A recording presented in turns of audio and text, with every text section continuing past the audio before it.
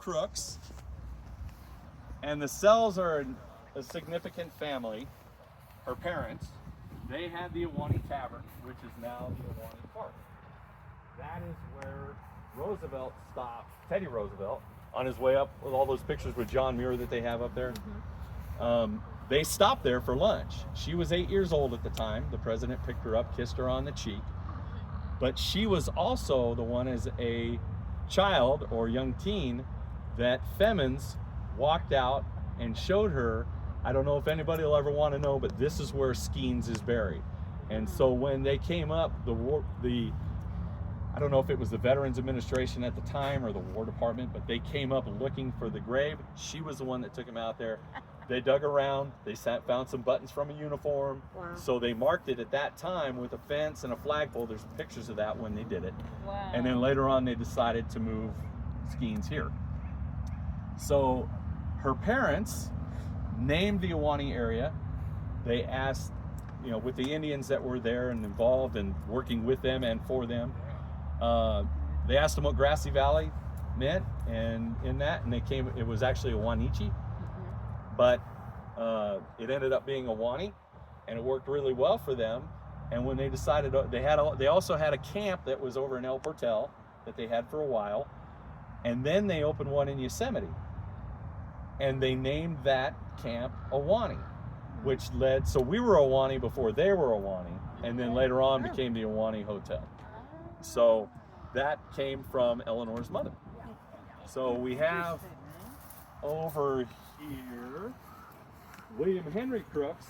He's the first white settler that came to, and I say settler because that's the way they were pronouncing it back then, settler. He was the first white settler in Ahwahnee. He's the one that opened the Miami sawmill. So he built Road 628 that later on became a county road 628.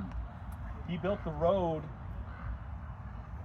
that basically everybody was using for the wagon, for the stagecoach coming up Road 600. And if you go down to where on Road 600, it's a 1.5 miles down, that is across the cattle guard, they'll have the monument for Poison Switch. That's not actually Poison Switch, but that's where the public could read it. Poison Switch is actually a 1/2 mile upriver by the golf course. But you can't even see the river from there. So the clampers chose to put it there and then also recognize the Enterprise mine. If you go just past that, and if you're looking on the right-hand side, you'll see stacked rocks up on the banks, and that's the old wagon road. That's where it came through. So it still exists. You can actually go up there and watch out for rattlesnakes this time of year. But there's 3 or 4 low spots where they stacked the stone to get the wagons through, and that was the original road. And then the county came in, and when the sanitarium was built, they modernized the road, widened it a little bit, and brought it down where it's at today. So, why do they call it Poison Switch? No one knows, we'll say that. But everything from, it was a hard turn in the river, and that's where they used to switch the lumber, to Indians calling whiskey poison, and they had saloons in Poison Switch, and they called it poison water. But nobody knows for sure. Nobody knows it. That's right where I grew up. I grew up right there at Poison Switch, and I was told by Don Cram, the fellow that used to own the Mini Mart, he was a clamper at the time, and I was 11, and he told us all about the history and about Poison Switch and where it was, and there's a log house over there. I don't know if you guys have been down Road 600. There's a log house just past the golf course on the right-hand side. My parents built that house. That's where I grew up. And there was only 4 families there at the time. It was the Crams, us, the Del Judases, and the McMackins. Judge McMackin was an attorney at the time, and he was down there. So there was a Chinese camp at the end of what's now Little Creek Road, is what it's named. There was old foundations out there, and he said that was where the Chinese were camped out to go work in the Enterprise mine. If you go to, you're never going to remember this, but I'm going to tell you anyway. If you go, the first turnout when you cross the cattle guard is where the Poison Switch monument is. Go past the second, the third one on the left-hand side is a long turnout. That is, at the beginning of that turnout, there's a trail that goes down to the river, very steep. that's our swimming hole. Number one, it used to be called the deep hole, but if you go down there, you'll see where rocks and a suspension bridge used to go across the river right there, and an old trail that used to go up to the mines. So the Chinese were crossing there.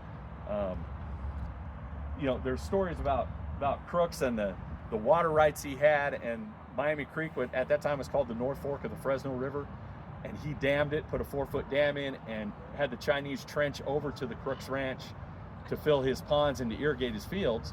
And then he grew all kinds of things to supply people out there, from fruit to onions and whatever else he could get to grow out there.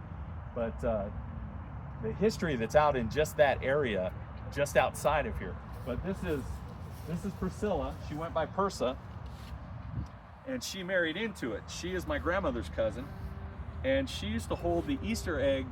I mean, it's hard to find something to do around here in Easter other than sunrise service somewhere. Back then in Ahwahnee, they had a massive Easter egg roll and hunt in Ahwahnee on the Crooks Ranch. And there's photos of it, and it just looks like air. I mean, now we can get there in 5 minutes, but you know, back then it took a while to get to Ahwahnee. But man, the turnout for that thing was great. And they did that for years until she died.